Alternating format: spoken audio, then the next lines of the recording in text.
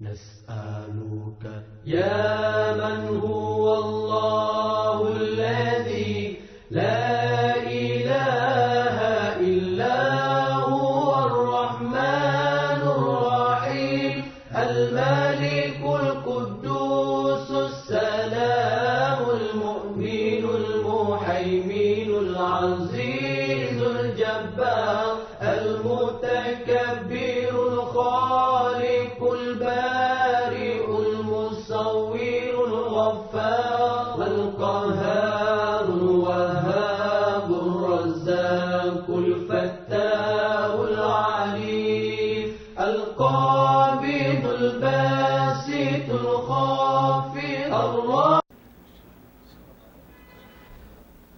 الحمد لله رب العالمين والصلاة والسلام على سيد المرسلين محمد وعلى آله وصحبه أجمعين.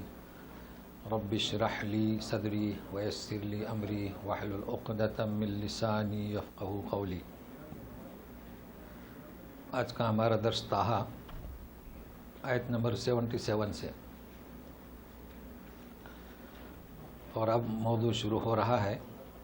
پہلے ذکر ہوا تھا فرعون کے ساتھ جو گفتگو ہوئی اور جو معجزات دکھلائے گئے. اب یہ آخری مرحلہ ہے کہ بنی اسرائیل کا موسیٰ علیہ السلام کے ساتھ مصر کو چھوڑ کر نکلنا. اعوذ باللہ من الشیطان الرجیم. بسم اللہ الرحمن الرحیم. وَلَقَدْ أَوْحَيْنَا إِلَى مُوسَىٰ أَنْ أَسْرِ بِعِبَادِي فَاضْرِبْ لَهُمْ طَرِيقًا فِي الْبَحْرِ يَبَسًا لَا تَخَافُ دَرَكًا وَلَا تَخْشَىٰ. یہ ایک آیت ہوئی کہ ہم نے وحی کی موسیٰ کی طرف. اسری یعنی اسری میں شامل ہے چپکے سے اور راتوں رات، جیسے کہ سبحان الذی اسرا. تو راتوں رات لے جاؤ بعبادی میرے سارے بندوں کو. اب راتوں رات کیوں؟ راتوں رات اس لیے کہ فرعون جب ماننے پر تیار نہیں تو جس وقت یہ لوگ سوتے رہیں گے نکل جائیں گے. فضرب کے معنی مارو. آج تک حکم ہوا تھا کہ عصا کو القی ڈالو، تو اب سامنے سمندر ہے، پیچھے فرعون کا لشکر،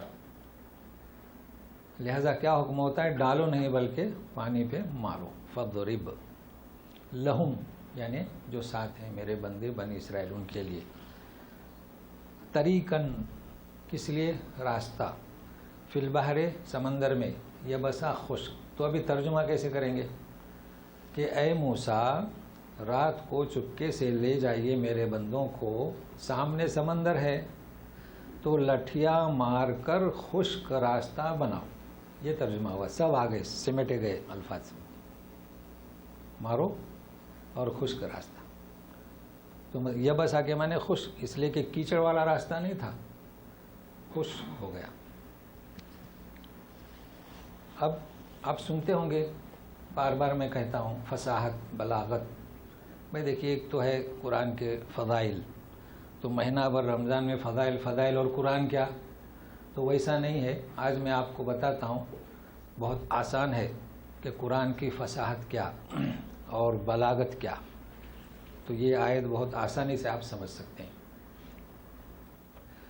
لا تخاف درکا ہے، اس پر سمجھیے. ولا تخشا غرقا. تو کیا مطلب درکا؟ کہ تم جو ہے جب راستہ بنا لو اور نکلو تو درک یعنی ادراک، کسی کا پانا، علم کا یا جسم کا. تو یہ جواب ہے کس کا؟ سورہ شعراء آیت نمبر 61. جب یہ نکلے ہیں اور سامنے دریا، جب پیچھے فرعون اور اس کے لشکر کو دیکھا تو اللہ تعالیٰ نے ان کے اس قول کو بنی اسرائیل کے اس طرح نقل کیے ہیں. وقال اصحاب موسیٰ، تو بولے ہو انا لمدرکون، ہم تو پکڑے گئے، ہے نا ادراک. تو کیا فرماتے ہیں؟ لا تخافوا درکا، پکڑے جانے کا خوف مت کرو.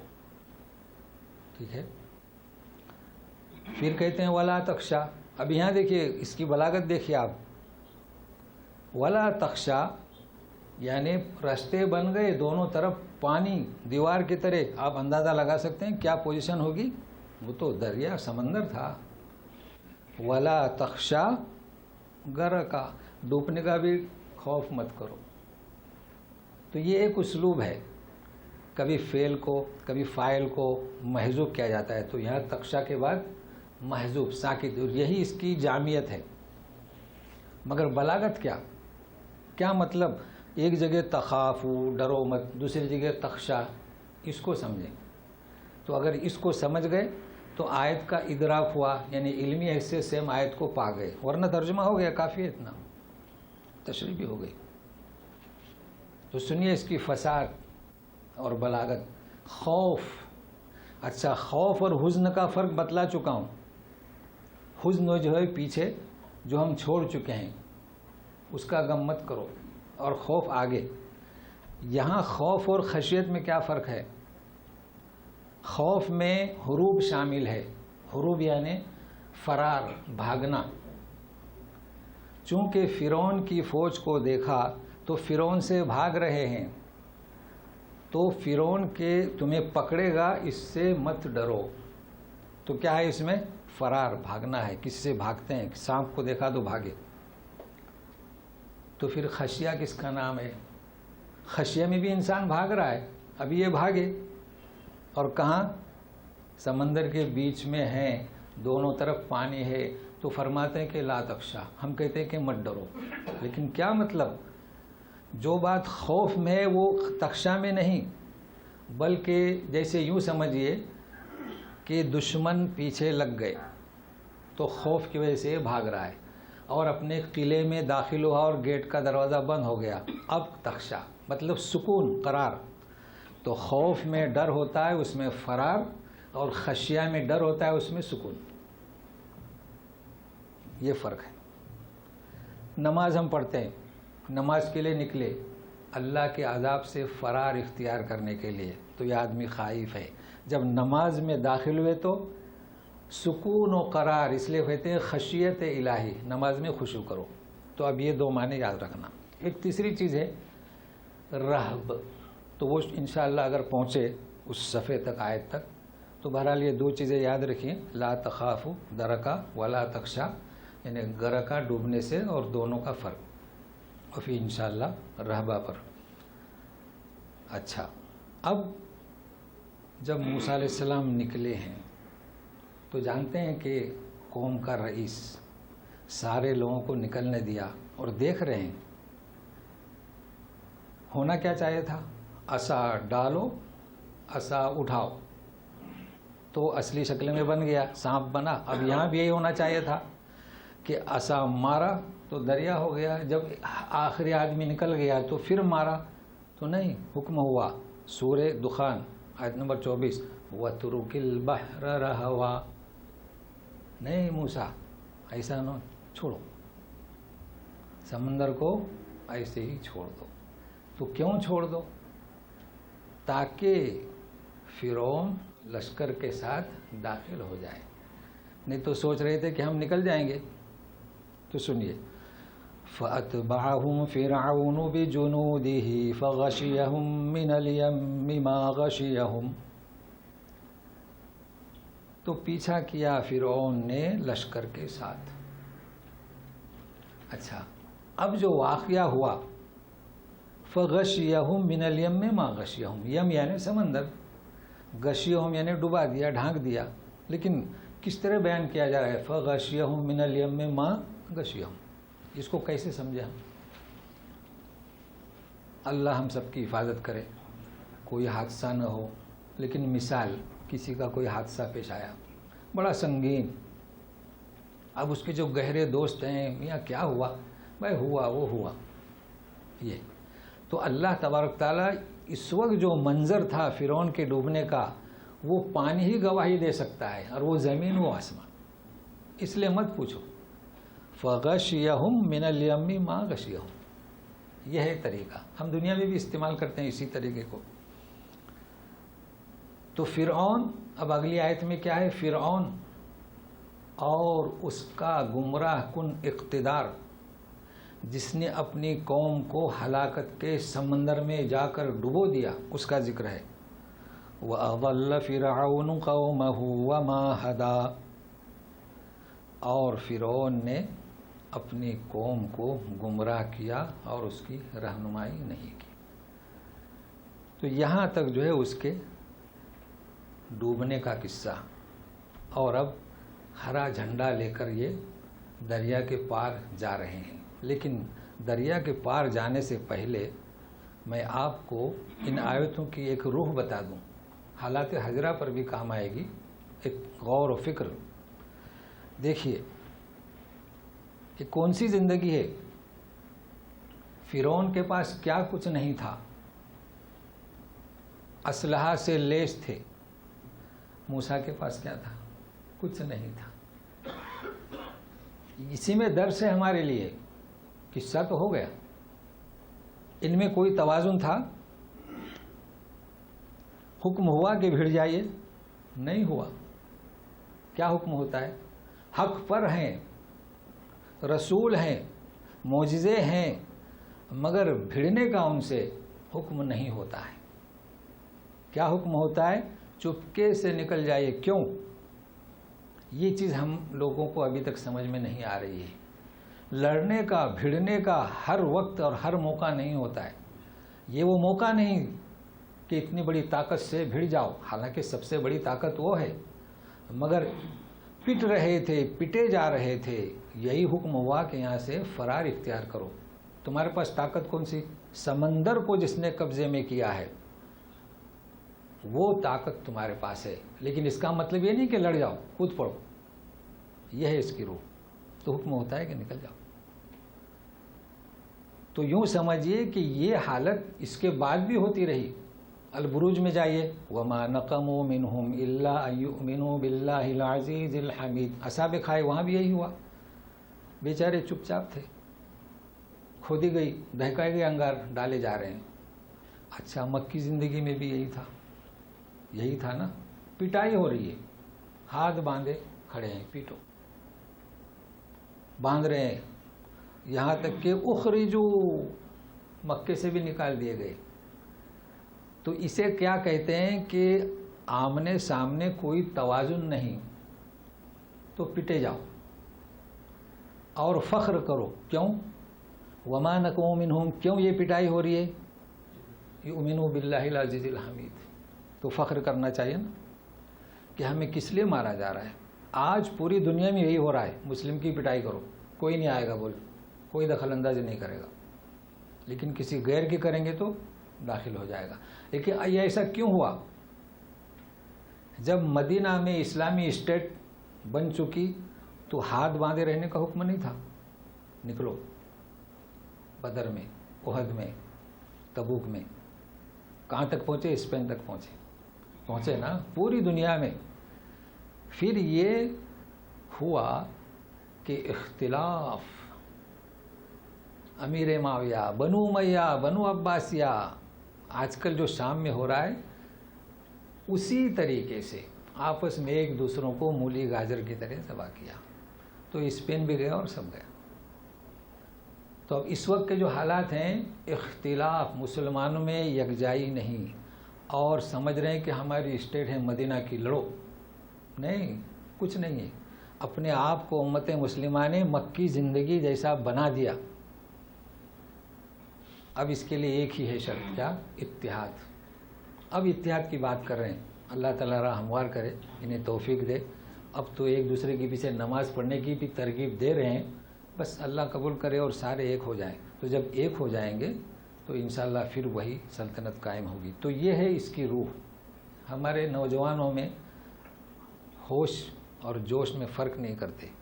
تو یہ قرآن ہمیں تعلیم دیتا ہے. بہرحال اب یہ مکی زندگی جیسے حالات اب یہ نکلتے ہیں، جیسے صحابہ کرام مدینہ گئے تھے تو اب یہ ہری جھنڈی لے کر باہر نکلتے ہیں. تو سنیے اب کیا ہوتا ہے سینا کے میدان میں.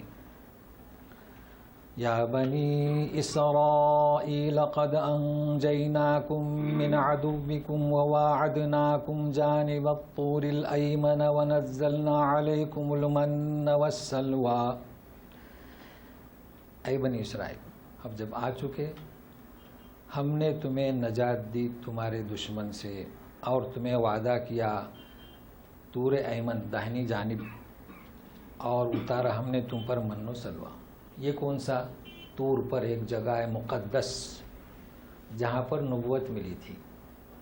تو اسی جگہ وعدہ ہوا تھا. کس کا وعدہ؟ اب بعضوں نے لکھا ہے تورات. یہ 10 احکام چونکہ وہ بھی تورات کا جز بنے، تو بہرحال کتاب، اس کے لیے ہم نے وعدہ کیا. اور پھر اپنا احسان جتلا رہے ہیں کہ اتارا ہم نے تم پر من و سلوہ. یہ بھی سب جانتے ہیں کہ دانا اور پرندہ اللہ تعالیٰ نے کیونکہ میدان میں تھے. کلوا من طیبات ما رزقناکم ولا تطغوا فیہ فیحل علیکم غضبی ومن یحلل علیہ غضبی فقد ہوا. کھائیے پیجیے جو ہم نے رزق دیا اس میں سے پاکیزہ. ولا تطغوا، سرکشی مت کرو اس میں، تو اترے گا تم پر میرا عذاب، اور جس پر میرا غضب، اور جس پر میرا غضب اترے تو پھر وہ نامراد ہوا. تو یہاں 2 چیزیں ہیں. ایک تو پاکیزہ رزق، یعنی جو میں نے دیا اس میں سے پاکیزہ. اس پر کئی دفعہ وضاحت ہو چکی ہے کہ رزق تو اللہ نے دیا ہے، وہ تو حلال ہے، سارا رزق ہے. لیکن یہ رزق میں پاکیزہ کب ہوگا؟ جبکہ آپ کو اس پر حق کے تصرف حاصل ہوگا. جیسے کہ باغیچہ ہے، انار ہے، آپ کا نہیں ہے تو آپ کے لیے پاکیزہ نہیں ہوگا. مطلب ہے کہ رزق سب اللہ نے پیدا کیا ہے، مگر آپ اپنے لیے اسے پاکیزہ اپنے عمل سے بنائیں، یہ مراد ہے. یا ہے کہ آپ کا ہے مگر سڑا ہوا نہیں ہے، یہ بھی اس کے معنی ہیں. لیکن فلا تطغوا، یعنی اللہ تبارک تعالیٰ کی نعمتیں جو میں نے آپ کو دیا، تو اس نعمتوں کی وجہ سے آپ گمراہ ہو گئے، سرکش ہو گئے، تو پھر میرا غضب اس کا جواز ہو جائے گا. اور جب میرا غضب نازل ہوگا تو پھر وہ نامراد ہوا، گر گیا. اب دوسری آیت سنیے. وَإِنِّي لَغَفَّارٌ لِمَن تَابَ وَآمَنَ وَعَمِلَ صَالِحًا ثُمَّ اهْتَدَىٰ. اور سنیے، غفار، غفور سے بخشش کرنے والا. کس کے لیے؟ جو توبہ کرے، ایمان لائے، اعمال صالحہ کرے، پھر راہ راست بن جائے. تو اس میں 2 چیزیں ہیں. یہ ایک تو ایک مشرک ہے، مجرم ہے، وہ توبہ کرے، لوٹ آئے، تو اس کے لیے ضمانت کیا ہے؟ ایمان، کلمہ پڑھ لے، ایمان لے آئے، اس کے بعد اعمال صالحہ کرے. تو اعمال صالحہ میں سب ہے. لیکن ایک مشرک نہیں ہے، مومن ہے لیکن فاسق ہے، شراب، چوری، زنا، جو بھی، اس کے لیے مختلف احکام ہے. جیسے کہتے ہیں نا کہ لا اکراہ فی الدین، دین میں زبردستی نہیں. تو لوگوں نے اسے اپنے اوپر محمول کر لیا کہ بیٹے کو زبردستی مت کرو. نہیں، یہ کس کے لیے؟ کہ کسی کو اسلام میں داخل کرنے کے لیے زبردستی نہیں، سمجھا کر اسلام میں داخل کرو. لیکن اسلام میں داخل کرنے کے بعد تو احادیث پاک ہے کہ بچوں کو نماز کی تربیت دو، 12 کے بعد پٹائی شروع کرو. تو اسی طریقے سے یہ جو توبہ ہے نا، اگر کوئی مشرک اگر ایمان لے آتا ہے تو اس کی ضمانت کیا ہے؟ ایمان لائے، انہیں توبہ کرے، ایمان لائے، اعمال صالح. لیکن اگر کوئی فاسق ہے تو وہ اگر توبہ کرتا ہے تو پہلی بات یہ ہے کہ اس عمل کو ترک کرے، پھر آئندہ نہ کرنے کا ارادہ کرے، عزم کرے، اور اس پر اس کی ندامت بھی ہو. تو اللہ تعالیٰ فرماتے ہیں کہ انی غفار. اب یہ چونکہ ان کے حالات ایسے تھے، تفصیل سے قصہ دوسری جگہوں پر آیا ہے، تو اب ہم شروع کرتے ہیں قصہ وہ. تو اس میں ہم اس کی روح کی وضاحت کرنے کی کوشش کریں گے کہ جو وعدہ کیا تھا جانب الطور الایمن. تو مختصر یہ کہ جو وعدہ کیا تھا کہ آپ آئیے، اب اتنی تو فراوانی ہوئی دنیا کی، لیکن اب منہج کیا؟ تو منہج لینے کے لیے اسی مقدس جگہ پر بلایا. اور بلایا، اس کے پہلے بھی ایک قصہ ہو چکا ہے کہ 70 بڑے بڑے لوگوں کو تم اختیار کرو اور آ جائیے۔ اب 70 لوگوں کو جب یہ لے گئے تو ان کی ایک مقرر تھی میعاد کہ آپ کو 30 دن یعنی 1 مہینہ وہاں اللہ کی عبادت، ریاضت، روزہ جو کچھ بھی کرنا ہوگا اس کے بعد میں احکام دیے جائیں گے۔ تو موسیٰ علیہ السلام نے کیا کیے کہ لے تو گئے مگر ان کو پیچھے چھوڑ کے یہ اوپر چلے گئے، ملاقات ہو، اللہ تعالیٰ سے ہم کلامی ہو۔ تو سنیے، وَمَا أَعْجَلَكَ عَنْ قَوْمِكَ يَا مُوسَىٰ، اپنی قوم سے پہلے تجھے کون چیز لے کر آئی؟ کیسے آ گئے؟ گرفت ہوئی؟ اچھا، لغزش ہے نا، ہم کہتے ہیں کہ ہم سے لغزش ہوتی ہے، خطا ہوتی ہے۔ اگر کہہ دو کہ صحابہ سے لغزش ہوتی ہے تو لوگ آپ کو یعنی بڑے الفاظ گھور گھور کر دیکھنے لگیں گے کہ وہاں بھی لغزش ہوتی ہے، تو انبیاء سے بھی ہوتی ہے۔ لیکن اگر آپ لکھ دیں کہ انبیاء سے بھی لغزش ہوئی تو اب یہاں ہم کیا کہیں کیا؟ موسیٰ علیہ السلام نے عجلت کی تو لغزش ہی تو ہوئی نا، تو سمجھانے کے لیے تو فرق جانے۔ ہم سے جو لغزش ہوتی ہے نا وہ گناہ میں سبقت کر جاتے ہیں، شراب پینا، زنا کرنا، نامحرم کو دیکھنا یا جو بھی خرافات ہیں، بدعات ہیں، تو کس میں ہم میلان کرتے ہیں؟ گناہ کے، یہ ہے لغزش۔ لیکن انبیاء کی لغزش کون سی؟ اطاعت میں، یعنی آپ سے کہا گیا تھا کہ 70 آدمی کو لے کر کتاب لینے آئیں تو آپ میری ملاقات کی رغبت میں آپ جلدی آ گئے، اس پر گرفت ہو گئی۔ تو دونوں کا فرق ہے۔ تو سنیے، جواب دیتے ہیں کون سی چیز لے آئی؟ تو دیکھیے جواب کیسا دیتے ہیں، جواب بھی ایسا دیتے ہیں کہ کچھ نرم، اس کیس کو ہی نرم بنا دیتے ہیں۔ سنیے کیا کہتے ہیں، قال هم اولائی علی اثری وعجلت الیک رب لترضی، یوں نہیں کہا کہ وہ پیچھے ہیں، ہم علی اثری، وہ تو میرے پیچھے ہی ہیں، بالکل آ رہے ہیں، یعنی جیسے کہ نیچے تھے وہ، مگر جلدی تو ہوئی نا۔ اور میں کیوں آیا جلدی؟ تاکہ تو مجھ سے راضی ہو جائے، یہ جواب دیا۔ تو اب کیا ہوا؟ دوسری جگہ پر اس کی عوض یعنی سزا ہی کہیے، بجائے 30 ووعدنا موسیٰ 30 فاتممناہا 40، تو یہ ہے انبیاء کے ساتھ معاملہ۔ بہرحال یہ معاملہ ہے رغبت کی، اور چلیے اور عبادت کیجیے۔ تو اب قصہ یہ ہو رہا ہے، اس کے بعد میں دیکھیے جیسے کہ حذف کیا گیا، زمانے کو، مکان کو لپیٹ لیا گیا۔ جب احکام ملے ہیں پھر کیا اطلاع دی جاتی ہے، اب یہ 40 روز ہوئے نا، تو 40 روز جو قوم کو چھوڑ کر گئے تھے کیا ہوا؟ سنیے، قال فإنا قد فتنا قومك من بعدك وأضلهم السامري، ہم نے تمہاری قوم کو فتنے میں ڈال دیا تمہارے بعد، بجائے 30 کے 40 دن ہو گئے نا، اور انہیں گمراہ کیا سامری نے۔ سامری آج کل بھی ایک جگہ ہے یروشلم میں، سامریہ، چونکہ ایک قبیلہ تھا اس کے نام سے وہ گاؤں بنا دیا گیا، جیسے ہمارے یہاں بناتے ہیں۔ بہرحال یہ شخص تھا، اس کی تاریخ ابھی آئے گی، یہاں دیکھیے۔ تو یہ سامری، اب چونکہ موسیٰ علیہ السلام خود اس سے پوچھیں گے تو اس کی حقیقت کیا اگلی آیتوں میں آ جائے گی۔ اب ظاہر ہے کہ جب موسیٰ علیہ السلام کو اطلاع دی گئی، احکام لیے ہیں سر پر اور یہ اطلاع دی گئی، تو کیا حالت ہوگی؟ جلالی آدمی، غصے والے، ایک آدمی کو غصہ مارا تو مر گیا بیچارہ، تو جذبات سے دیکھیے کیا ہوتا ہے۔ فرجع موسیٰ إِلَىٰ قَوْمِهِ غَضْبَانَ أَسِفًا قال يا قوم ألم يعدكم ربكم وعدا حسنا أفطال عليكم العهد أم أردتم أن يحل عليكم غضب من ربكم فأخلفتم موعدي۔ لوٹے موسیٰ اپنی قوم کے پاس کس حالت میں؟ غضبان، سخت غصہ بھرے ہوئے، اور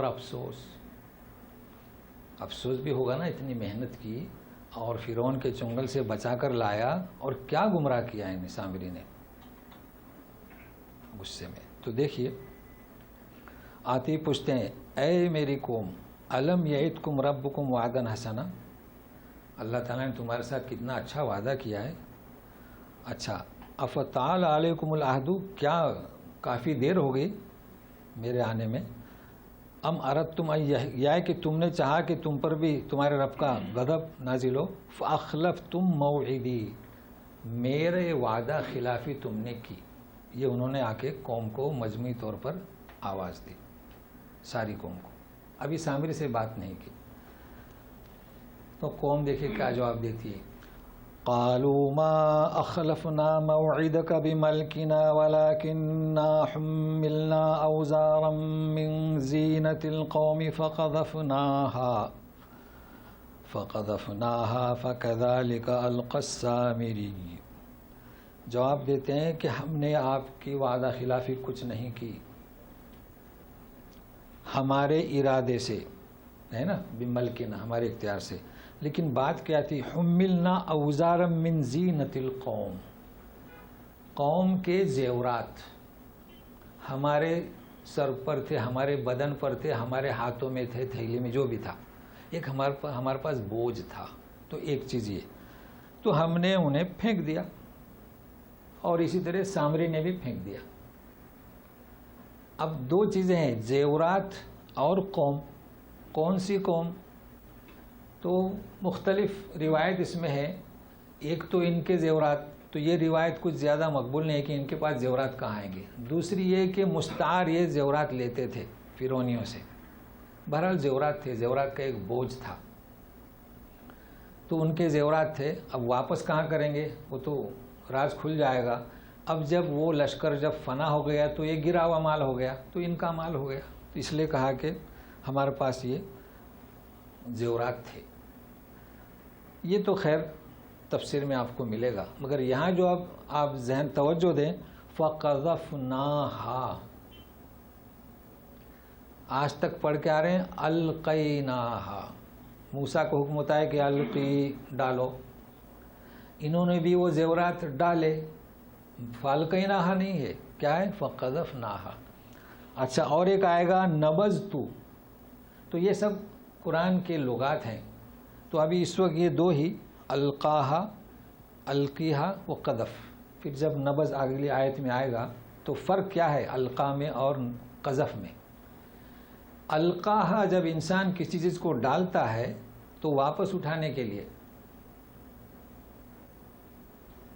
جیسے کہ موسیٰ علیہ السلام نے تختیاں جو کہ غصے میں تھے تو ڈالیں، بعد میں اٹھائیں. عصا کو ڈالا، بعد میں اٹھایا. اچھا، قذف میں کوئی چیز آپ پھینکتے ہیں وہ اٹھانے کے لیے نہیں، کیونکہ وہ کہہ رہے ہیں کہ ہم پر بوجھ تھا. تو بوجھ کو جب آپ پھینکتے ہیں تو کس لیے؟ اٹھانے کے لیے نہیں. تو انہوں نے وہ انگار میں پھینک دیا. اسی طریقے سے سامری نے کہا کہ یہ بوجھ جو ہے اب ایک انگار اس نے لگائی اور اس میں پھینک دیا. تو پھر اس نے کیا ایک بچھڑا بنایا. یہ قصہ سب جانتے ہیں. بہرحال اس کے معنی یہ سمجھ جائیں. تو اب اس نے کیا کیا؟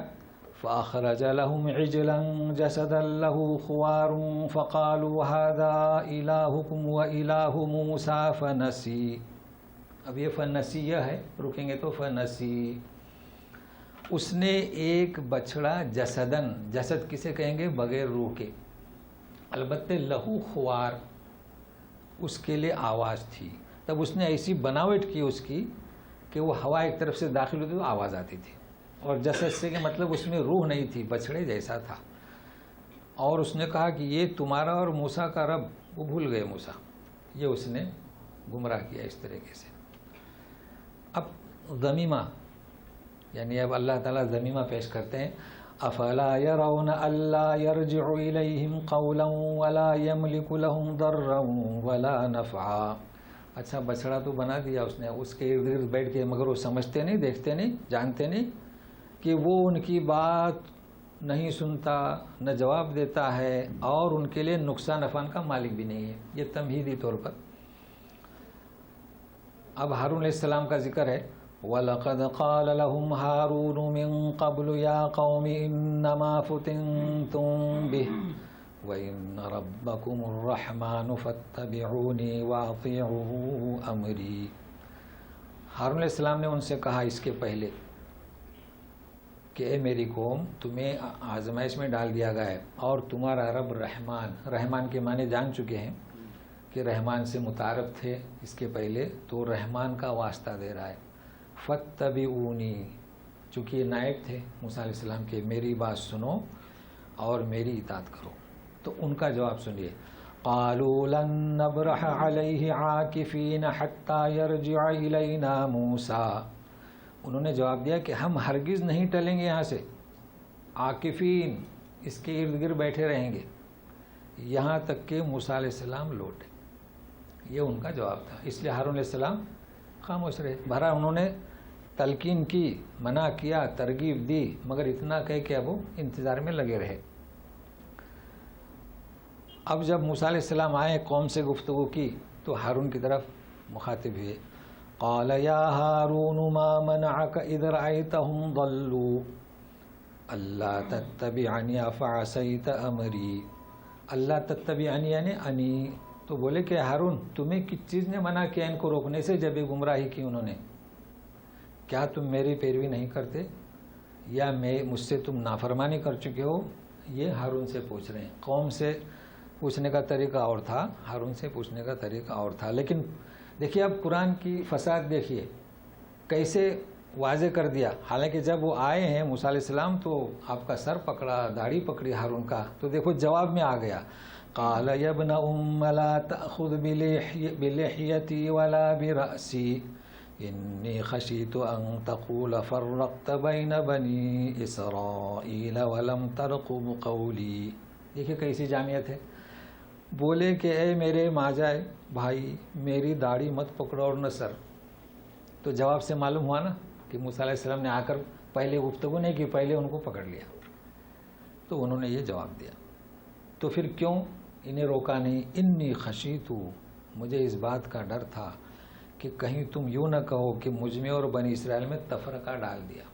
ورم ترقب قولی، اور میری بات کا پاس نہیں کیا. یہ جواب دیا. اب یہ سامری کی طرف مخاطب ہوئے ہیں. قال فما خطبک یا سامری. خطبک اس کے پہلے شروع سے یوسف میں بھی گزر چکا ہے. جبکہ کوئی سنگین معاملہ ہوتا ہے ما خطبکن.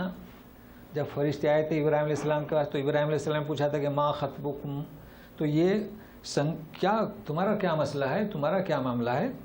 تو اب سنیے کیا کہتا ہے یہ سامری.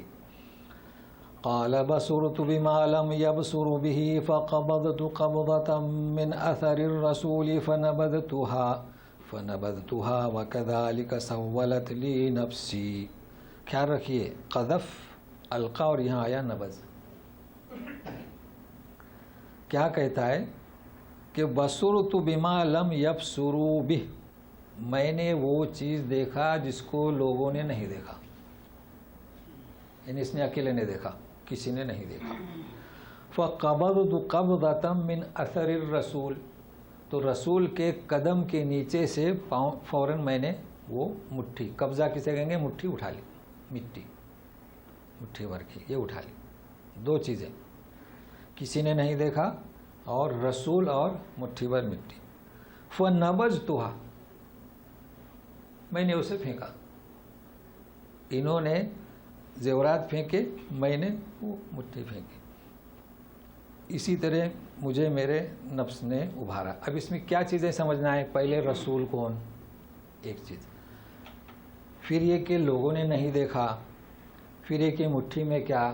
تو پہلے نبض اور میں نے پھینکا، یہ ساری چیزیں سمجھنا ہے. دیکھیے بعض لوگ یہ سمجھتے ہیں قرآن کے جو احکام ہیں نا، قرآن کے، تو اس کو ذہن میں رکھیے کہ کبھی اللہ تعالیٰ اپنا کلام پیش کرتے ہیں، کبھی اللہ تعالیٰ احکام حکم سے پیش کرتے ہیں، کبھی اللہ تعالیٰ اس قوم کا قول نقل کرتے ہیں.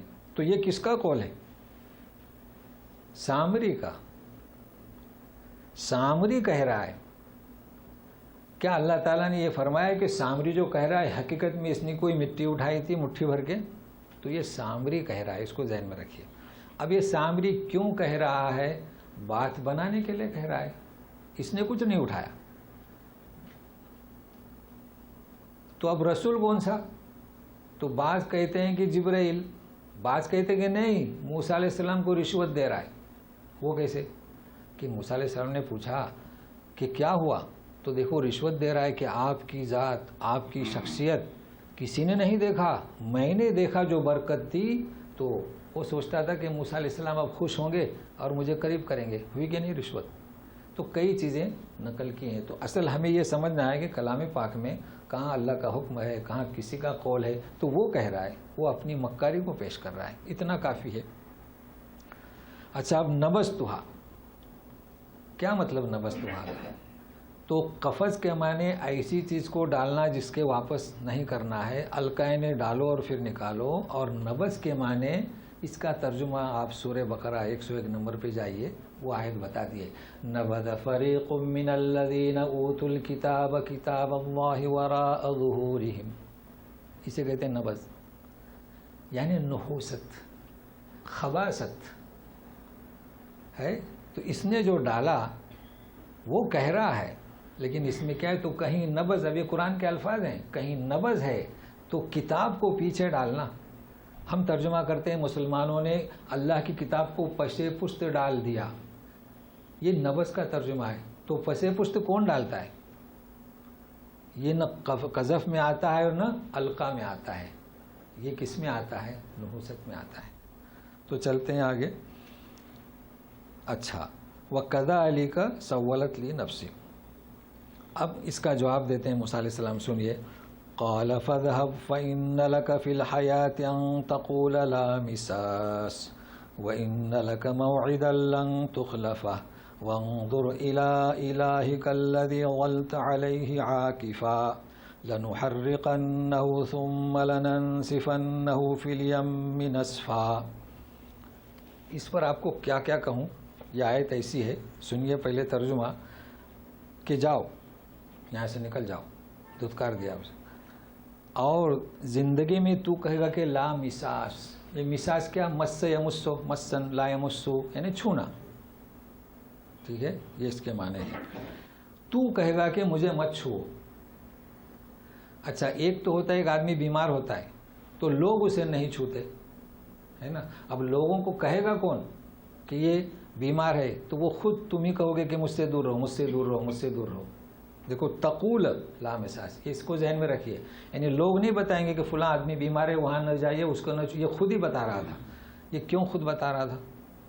اس لیے کہ اگر کسی نے چھوا یہ پریشانی میں مبتلا ہو جاتا تھا، مضطرب ہو جاتا، تڑپنے لگتا تھا. تو دیکھو موسیٰ علیہ السلام نے کہا کہ اب تجھے یہ سزا کہ تو لوگوں سے کہے گا کہ لا مساس، اور یہی کہتا رہا، دور بھاگتا تھا کہ کہیں کوئی چھوئے نہیں.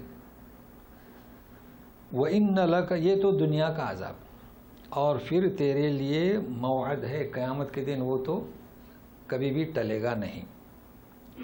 اب جو چیز آ رہی ہے، اور دیکھو تم نے جو ہے بچھڑا بنایا ہے نا، الذی ظلت علیہ عاکفہ، جس کے ارد گرد تم بیٹھے ہو، لنحرکنہ، ہم اسے جلا دیں گے. ثم لننسفنہ فی الیم نسفا، پھر ہم اس کے ذرات کو سمندر میں بہا دیں گے. یہ چیز یہاں غور کرنے کی چیز ہے. جلانا، پھر اس کے ذرات کو پانی میں بہانا. میں کہہ رہا تھا نا کہ اشتراک ہے. آپ جائیے ہمارے یہاں، ان میں اشتراک ہے.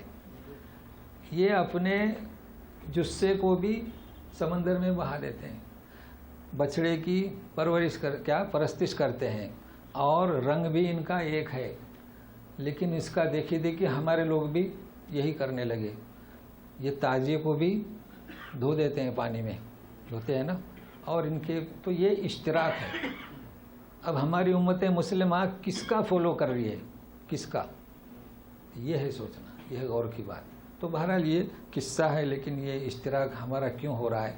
یہ لوگ بھی اسی طریقے سے اپنے معبودوں کو سنبھالتے ہیں، پھر بہا دیتے ہیں، ہمارے لوگ بھی بہا دیتے ہیں. تو یہ اشتراک بس اللہ تعالیٰ امت کو جو ہے صحیح راہ پر گامزن کی توفیق دے. اب سنیے، یہ موسیٰ علیہ السلام کا قصہ ختم ہو رہا ہے، لیکن بہت کچھ سیکھنا ہے اس اختتام پر. یہ ختم ہو رہا ہے. اس کے بعد میں پھر کیا ہے؟ تو وہ پہلے اس اختتام کی آیت امام بخاری نے کیسے ختم کیے، اسے ابن عباس نے کیسے ختم کیے، تو سنیے گا اللہ تعالیٰ کیا فرماتے ہیں. انما الہکم اللہ الذی لا الہ الا ھو وسع کل شیء علما. موسیٰ علیہ السلام کے قصے کے ختم پر ارشاد ہوتا ہے کہ تمہارا اللہ، اور یہ کون فرما رہے ہیں؟ موسیٰ علیہ السلام. اللہ الذی لا الہ الا ھو، ہے نا. وسیع کل شیء علما. لیکن آپ یہاں کیا نوٹ کرنا ہے؟ انما. انما اس کے پہلے بھی یہاں پر آپ اس کو سمجھ جائے کہ جہاں کہیں بھی انما انما، تو انما اس وقت کہا جاتا ہے جبکہ اس کا مقابل تم نے کوئی بنایا. دیکھو موسیٰ سے فرمایا کہ اننی انا اللہ، ہے نا، انما نہیں فرمایا. یہ قاعدہ ذہن میں رکھیے. انی انا ربک، انما نہیں فرمایا. یہاں کیوں کہہ رہے ہیں انما؟ کہ تم نے اس کے مقابل میں گوسالہ، یہ بچڑا، اسے تم نے معبود بنایا، تو محض میں.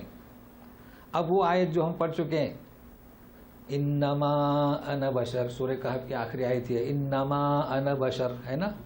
ہاں، وہاں پر بھی انما ہے، اس لیے کہ تم نے ہم کو بشر نہیں سمجھا، کچھ اور سمجھا. تو نہیں، میں کیا ہوں؟ محض بشر ہی ہوں. تو اس انما کا قاعدہ یاد رکھیں کہ جب کوئی غلط فہمی کا شکار ہے، اس کا مقابل تو تاکید کے ساتھ اس کے اندر حصر ہے. اب یہ افسوس ہے ہماری امت پر کہ وہ ان کو الگ کرتے ہیں. ان یعنی بے شک، ما یعنی نہیں، انا بشر، میں بشر. تو یہ تو ان کو کیا کہیں گے؟ جہالت کہیے، ہٹ دھرمی کہیے. باقی ان اور ہے، اور انما جب مشترک آتا ہے تو ابتدے میں آئے تو انما، درمیان میں آئے تو انما. تو یہ ہے. اچھا اب سنیے، آپ کو میں یہ آیت جو ہے بہت اہم ہے. امام بخاری نے بھی اس کا اختتام کیے ہیں. تو حدیث سے فارغ ہوتے امام بخاری کی، پھر ابن عباس. آپ کو اسی آیت کے ساتھ میں یہ حدیث ملے گی. جب معراج میں انبیاء کی ملاقات ہوئی تو راوی ہیں ابو ہریرہ. تو پہلی دفعہ ملاقات ہوئی حضرت آدم علیہ السلام کی اور موسیٰ علیہ السلام کی. تو دلچسپ قصہ ہے. بہرحال اس کی شرح ہم زیادہ نہیں کریں گے. تو پوچھتے ہیں کہ ملاقات ہوئی آدم ہے، تو دیکھیے الفاظ کیا ہیں، اس کو میں اردو میں لایا ہوں. موسیٰ نے آدم سے حجت کی. اب حجت سمجھتے ہیں، اچھا تم وہی آدم ہو کہ گناہ کر کے سب آدمیوں کو جنت سے نکلوا کر یہ مصیبت میں ڈال دیا. ہوا، یہ ترجمہ کر رہا ہوں. اس لیے کہ جانتے تھے موسیٰ علیہ السلام کہ یہ فرعون کی مشکلات اور یہ در در بھٹکنا، ہم جنت کے وارث ہے نا. لیکن آدم کون ہے؟ باپ. کیا جواب دیتے ہیں؟ وہ بھی ایسی کہتے ہیں، اچھا تم وہی موسیٰ ہو. کیا کہتے ہیں؟ تم وہی موسیٰ ہو کہ اللہ تعالیٰ نے رسالت الکلام سے نوازا، وہ موسیٰ ہو، اور مجھے ملامت کرتے ہو اس بات پر جو میرے تقدیر کے ایک حصے میں لکھ دی گئی. تو جواب بھی ملا، خاموش ہو گئے. اب اس پر آپ جتنا بھی تقریر کریں اور موضوع بنائیں. بہرحال یہ ہم نے اختتام میں، یعنی اس قصے کا، صورت کا نہیں. چلو ابن عباس کی طرف چلتے ہیں. آپ یہاں پر آیت یاد کر چکے ہیں کہ وَضْمُمْ يَدَكَ ہے نا. وَضْمُمْ جو ہماری آیت گزر چکی ہے کہ عصا ڈالو، اور پھر دوسری نشانی کیا ہے؟ دوسری نشانی ہے کہ عصا، کہ اپنا ہاتھ بغل میں ڈالو. تو آیت نمبر ہے آپ کو کہ ہاتھ بغل میں ڈالو، وہ چمک کر نکلے گا. ٹھیک ہے.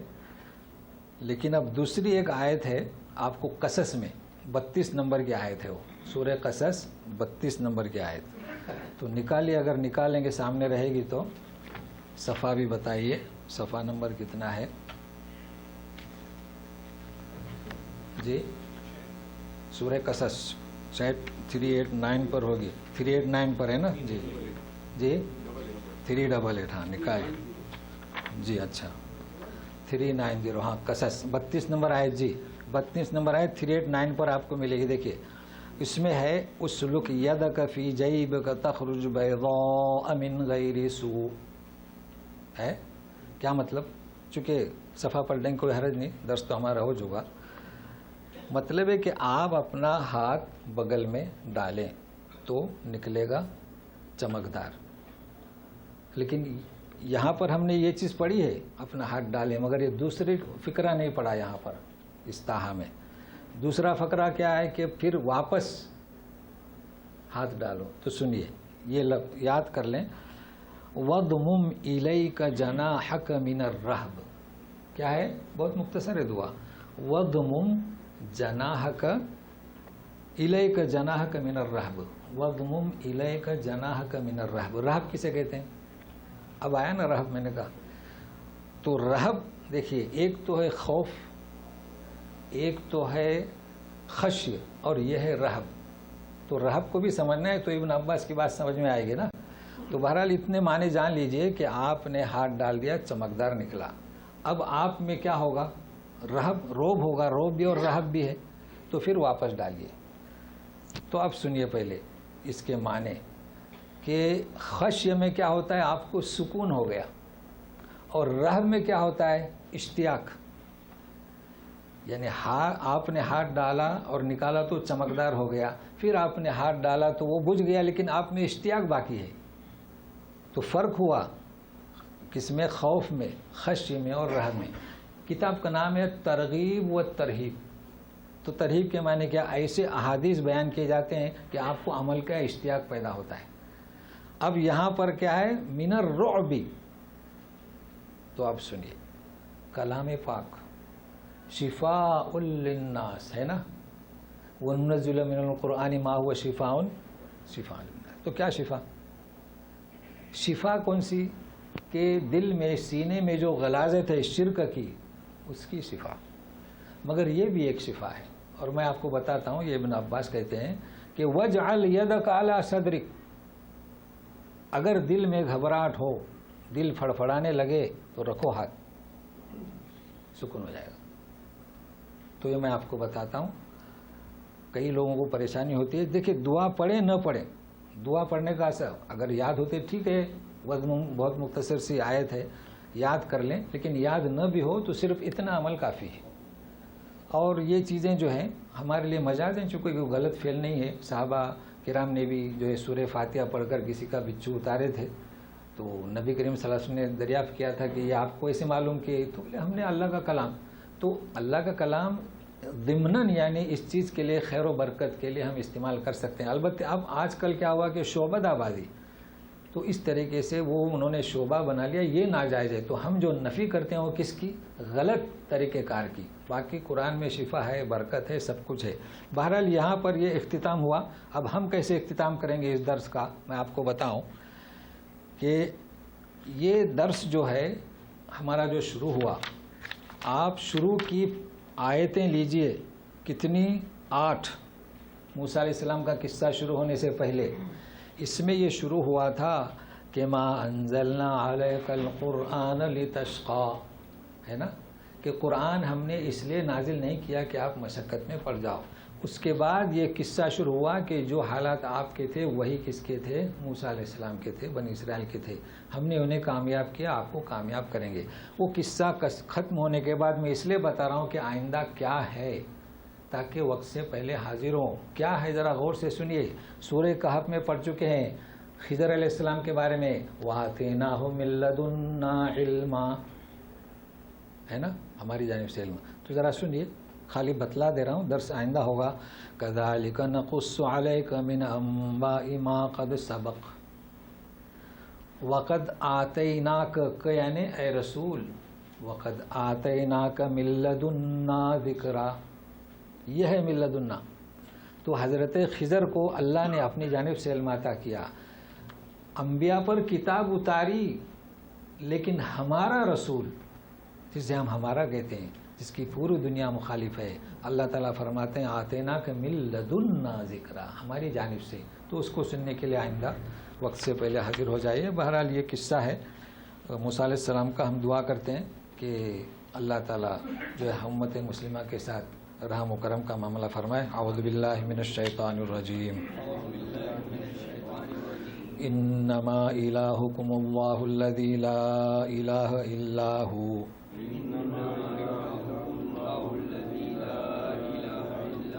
وسع کل شیء علما. جی سبحانک اللہ. آپ کچھ پوچھیں چونکہ اب وہ قرآن کا ذکر ہو رہا ہے تو اس کو مستقل سے آئندہ بیان کریں گے. کہیے.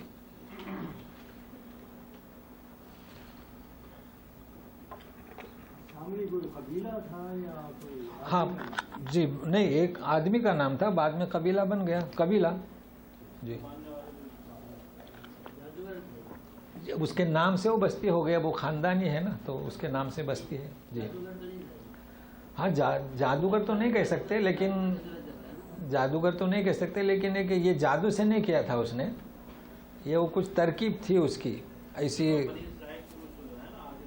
जी।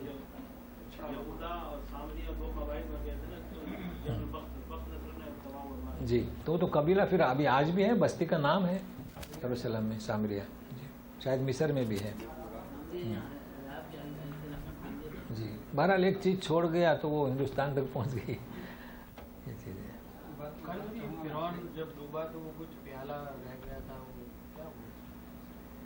प्याला, ये जो मूसा अलैहिस्सलाम का लश्कर निकल गया जी जी, कुछ प्याला रह गया था पानी में, वो प्याला नहीं, ये सब रिवायत है, क्योंकि यहाँ ये जो जुमला है ना, फ़गशियुहुम मिनल यम्मी मा गशियुहुम, यानी अल्लाह ताला ने उसको ऐसा मुख्तसर कर दिया कि जो नौयत थी वो कोई नहीं जान सकता, बस ख़त्म हो गया। अब वो रिवायत, हाँ, वो इसराइली रिवायत हैं, कई गलत रिवायतें हैं उनकी। ऐसा वो फिरौन ने बोला था कि मैं तुम्हारे रब पे ईमान ले आऊंगा।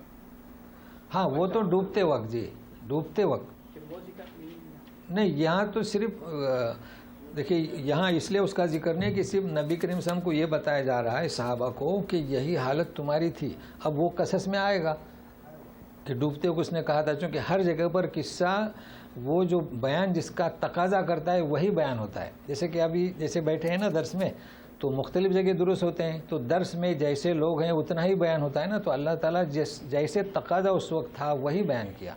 तो ये किस्सा मुकर्रर आया है ना, अब दूसरी दफ़े दूसरे तकाजे के तहत आएगा जी। बहुत अच्छा। किसकी आवाज़? ये आप जो है ना, असल में वो आप अब हम लोग जाते हैं माबद में, गुजरते हैं, देखते हैं ना, तो वहाँ कुछ ऐसी शक्लें बनाते हैं को गाय की तरह बैल जैसे चिल्लाता है ना, हमारे यहाँ बोलते हैं डिरकता है, वैसे आवाज़ आती थी उसको। हाँ, हवा जाती थी जी जी जी। सीटी जैसे नहीं, ये बिल्कुल वजनी आवाज़, भरी हुई आवाज़ जी, भरी हुई आवाज़ निकलती थी, ऐसी जैसे कि बैल जब चीखता है ना, वो भरी हुई आवाज़ होती बैल की जी। हाँ, वो तो आजमाइशी जी जी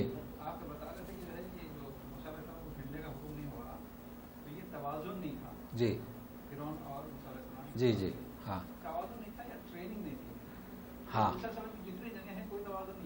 जी ना बदर में तवाज़ुन है, ना तबूक में तवाज़ुन है, एक के मुकाबले में 10 भी रहे, कोई मुकाबले में 20 भी रहे। जी जी जालूत का जहाँ जिक्र वहाँ भी जी ये कोई तवाज़ुन नहीं, यहाँ ट्रेनिंग की कमी तो नहीं है। हाँ। 70 आदमी जो अपने कौम के चुनिंदा लोग ले गए, वो जी। बछड़े की पूजा करने लगे। जी। नबी सल्लल्लाहु अलैहि वसल्लम को लोगों को ट्रेनिंग के बाद जब उनकी तरफ आया गया, ऐसा कुछ है? दो चीज़ें असल में इन्होंने अच्छा किए, ये सवाल जो है ना, जो एक होता है तवाज़ुन, एक होती है ट्रेनिंग, ठीक है ना, दोनों चीज़ें हैं, बहुत अच्छा किए। देखिए, तवाज़ुन ये और चीज़ है और ट्रेनिंग और चीज़ है। अगर आपके पास तवाज़ुन है लेकिन ट्रेनिंग नहीं है तो वो भी बेकार है ना। तो ये आपने बड़ी मदद की। आजकल ये लोग दौड़ पड़ते हैं तो इनका तवाज़ुन है कसीर, लेकिन ट्रेनिंग नहीं, ट्रेनिंग नहीं तुम्हारे पास। लेकिन वहाँ इस चीज़ का भी सवाल नहीं था। वहाँ देखिए, सहाबा किराम के ज़माने में ट्रेन थे सहाबा, क्योंकि हर जो है आदमी को तलवार रखना, घोड़ा रखना, है ना, सहाबा जो है तो हर वक्त हर आदमी, और बाकायदा सिखाया जाता था। लेकिन बनी इसराइल को उस पर आप महमूल न करें। बनी इसराइल कैसे थे? आप वो मखदूम थे, यानी उनकी नौयत ये थी कि काम करो, फिरौन का दरबार बनाओ, खाना खाओ, चले जाओ। अच्छा, काम भी इतना लेते थे कि बेचारे थक जाते थे। कोई उनको खुद इख्तियारी नहीं थी, समझ रहे हैं ना। उनका क्या थे? मजलूम थे। तो वहाँ ट्रेन हो ही नहीं सकते ना, वो सवाल ही पैदा नहीं होता है। वहाँ तो ऐसे मजलूम थे, वो अपने आप के मालिक नहीं थे।